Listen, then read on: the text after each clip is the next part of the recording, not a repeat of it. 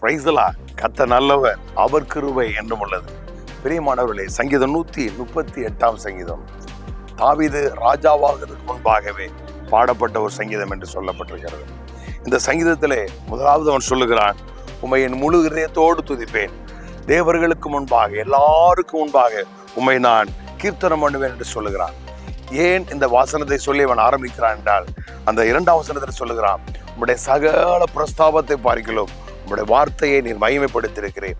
ஆம் பிரியமானவர்களே, நீங்களும் நானும் வாக்குத்தத்தத்தின் பிள்ளைகளாக இருக்கிறோம்.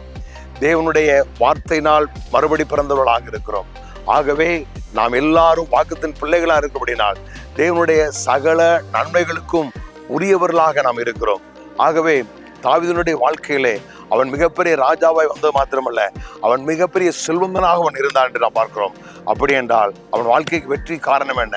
அவன் கர்த்தருடைய வார்த்தையை உறுதியாய் விசுவாசித்தான், நம்பினான். ஆம் பிரியமானவர்களே, கர்த்தருடைய வார்த்தையை விசுவாசிக்கிற நாம் ஒருபோதும் பயப்பட மாட்டோம். வார்த்தையை நம்பி நாம் திடனாக இருப்போம். நிச்சயமாக எதை நம்புகிறீர்களோ அந்த வாக்கெல்லாம் உங்க வாழ்க்கையில நிறைவேறும்.